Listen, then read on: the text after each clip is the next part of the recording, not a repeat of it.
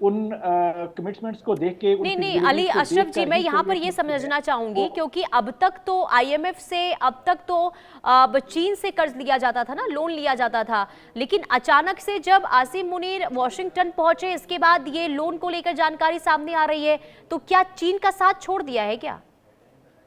देखिए, आईएमएफ हाँ। से जो कर्ज होता है वो मेरा ख्याल है कि इसको अंडरस्टैंड करने की जरूरत है। वो कोई ज्यादा फाइनेंशियल सपोर्ट से ज्यादा वो दुनिया के कॉन्फिडेंस के लिए होता है, कि दुनिया को कॉन्फिडेंस होता है आपके मुल्क के ऊपर कि एक इंटरनेशनल फंड जो है वो आपके साथ काम कर रहा है, तो मुल्क जो है वो डिफॉल्ट की तरफ या कोई भी जो अनसर्टेनिटी है मुल्क के अंदर, वो इसको उनके लोन्स को इफेक्ट नहीं करेगी।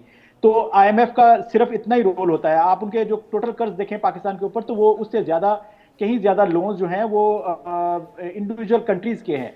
तो इसी तरह इंडिया के ऊपर भी मेरे ख्याल में को 800-900 अरब डॉलर के जो है वो एक्सटर्नल डेट्स हैं। तो इसका मतलब ये नहीं है कि इंडिया डूब जाएगा या इंडिया जो है वो आईएमएफ के पास नहीं है, तो दूसरे मुल्कों के पास है। इसी तरह पाकिस्तान जो है, सिर्फ आईएमएफ को जो है इन्वॉल्व करने का मकसद सिर्फ यही होता है कि जो दूसरे हमें डेट दे रहे हैं या दूसरे जो हमें लोन दे रहे हैं कंट्रीज, उनको कॉन्फिडेंस हो हमारे ऊपर। और चाइना की जहां तक बात है, चाइना का हमारे साथ साथ जो है वो एक एक स्ट्रेटेजिक रिलेशनशिप है, और उसका फ्यूचर हमारे साथ जुड़ा हुआ है। क्या कोई अच्छा। मुल्क जो है वो अपने फ्यूचर को दांव पे लगा सकता है? नहीं लगाएगा। वो पाकिस्तान के साथ रहेगा। वो उसका जो भी उसके रूट्स हैं, जो मीन्स कि अगर उसको मैं डिटेल में डिस्कस करूं वो बहुत लंबी बात हो जाएगी। तो पाकिस्तान जो है वो चाइना की जरूरत है। पाकिस्तान को चाइना की उतनी जरूरत नहीं है जितनी चाइना को पाकिस्तान की जरूरत है, ये समझने की जरूरत है। और इसी वजह से जो है चाइना पाकिस्तान पे ट्रस्ट करता है। जब भी पाकिस्तान के ऊपर कोई मुश्किल आती है वो पाकिस्तान के साथ खड़ा होता है।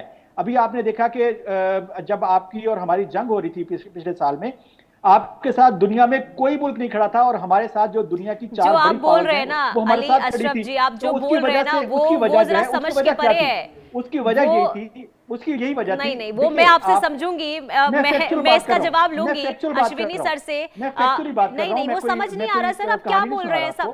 मैं आपको फैक्चुअली बात आप बता जो रहा बोल हूं। रहे हैं उसमें कहीं भी तथ्य नहीं है सर। मैं लौट रही हूँ आपके पास, लौट रही हूँ आपके पास, आप सभी से मैं आगे रिएक्शन लूंगी। इंडिया न्यूज ने भी इस पूरे मुद्दे पर आम लोगों के बीच पहुंचकर उनसे उनकी राय ली, वो क्या समझते हैं, वो क्या जानते हैं, आइए उस पर भी एक नजर डाल लेते हैं।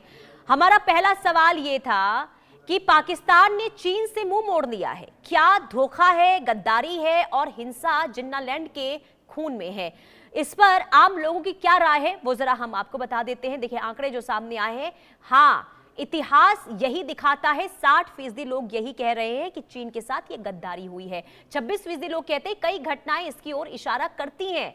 नहीं में ये अतिशोक्ति है, ये 14% लोग कहते हैं, जबकि कुछ कह नहीं सकते ऐसे भी लोग हैं जिनकी कोई राय सामने नहीं आई है। लेकिन हाँ, यानी कि पाकिस्तान के इस रवैये को, इस कदम को 60% ऐसे लोग मानते हैं कि इसके पीछे कहीं ना कहीं देखिए ये धोखाधड़ी आप समझ लीजिए कि चीन के साथ हुई है। अब दूसरे सवाल का रुख करते हैं। हमारा जो दूसरा सवाल था वो ये था कि क्या चीन को पाकिस्तान पर भरोसा करना महंगा पड़ रहा है?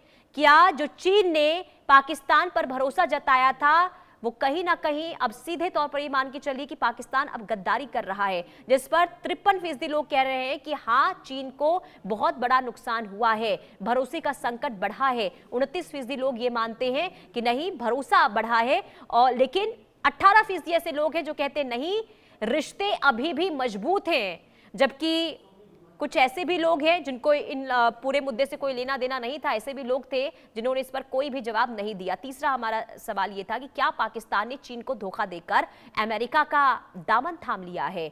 अब इस पर लोग क्या कहते हैं जरा वो भी समझ लेते हैं। हाँ, पाकिस्तान ने पाला बदल लिया है। 28% लोग मानते हैं अमेरिका से फायदा उठाना चाहता है, ये 40% लोग कहते हैं। 32% लोग ये कहते हैं कि नहीं दोनों से रिश्ते रखना चाहते हैं, यानी कि दोनों ही नाव पर पांव रखकर पाकिस्तान चलना चाहता है। ये 32% लोग ऐसे ये जवाब दे रहे हैं, जबकि कुछ कह नहीं सकते ऐसे भी लोग हैं जिन्हें इन मुद्दे के बारे में कोई जानकारी नहीं है। बहरहाल आगे बढ़ते हैं। हमारा अगला सवाल था क्या पाकिस्तान, चीन और अमेरिका दोनों को एक साथ साधने का खेल इस वक्त पाकिस्तान खेल रहा है?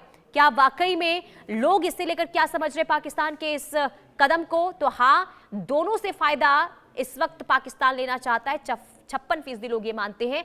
ये उसकी पुरानी रणनीति है। 24% लोग ये मानते हैं। नहीं, ये सामान्य कूटनीति है। 20% लोगों का ये मानना है कि ये कोई नई बात नहीं है, ये पाकिस्तान हमेशा से करता हुआ आया है और आगे भी अपने फायदे के लिए, अपने अलग अलग जो चालबाजी के लिए पाकिस्तान जाना जाता है, वो वही कदम आगे बढ़ा रहा है।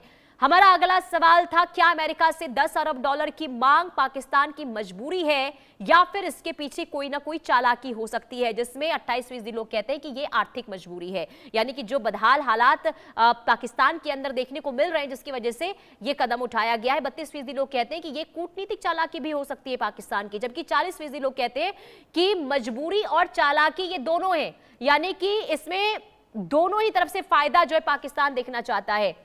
ये हमारा सवाल था। एक बार फिर से मेहमानों का रुख करेंगे। मैं आपसे अश्विनी सर, मैं आपसे इस पर रिएक्शन चाहूंगी जो अली अशरफ जी ने कहा। क्या आप उस बात से वाकई में इत्तेफाक रखते हैं?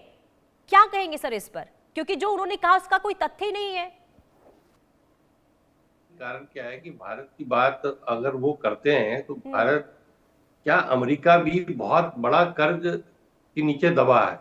भारत ने भी लिया है कर्ज, हर देश लेता है, लेकिन उसके हिसाब से उसकी इकोनॉमी का साइज, आप अपनी इकोनॉमी देखिए, आपका 407 बिलियन की इकोनॉमी है, यहाँ 4.15 ट्रिलियन की इकोनॉमी है। जीडीपी आपकी कहाँ है, हमारी कहाँ है? हम अपना जो लोन लेते हैं उसको हम इंफ्रास्ट्रक्चर में लगा रहे हैं, डेवलपमेंट में लगा रहे हैं, आप तो किस्तें चुकाने में लगा रहे हैं। और जो ये बात कह रहे थे कि भाई हमारे साथ चाइना खड़ा था इनके साथ वॉर में, अरे भारत अपने आप में इतना सक्षम है कि वो किसी की सपोर्ट के बिना आप जैसे देश को अगर चाहे तो कभी भी वो खत्म कर सकता है, लेकिन वो चाहता नहीं है उस तरह से, क्योंकि आम जनता को परेशानी जो है देश को देना नहीं चाहता।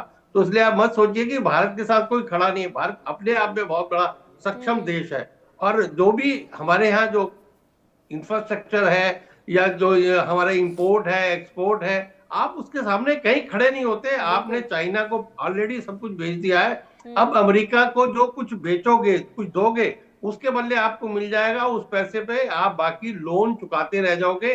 आप यहाँ डेवलपमेंट नाम की कोई चीज उस जो लोन से होने वाली नहीं है। बिल्कुल। और इसके बाद भी अगर ऐसी प्रतिक्रिया सामने आती है, भारत से तुलना की जाती है, तो बहुत हैरान कर देने वाली बात है। मैं आपसे एक छोटा सा रिएक्शन, पीके सहगल सर। देखो, जहाँ तक पाकिस्तान की फौज के ताल्लुक है, पाकिस्तान की फौज जो है चाइना को बिल्कुल ट्रस्ट नहीं करती। उनको कंप्लीटली विश्वास है तो अमेरिकन आर्मी में, अमेरिकन एसेट्स में, अमेरिकन वेपन्स में। तो साफ तौर पे ऑपरेशन सिंदूर में देखा कि चाइनीज के जो हथियार है निकम्मे पाए गए।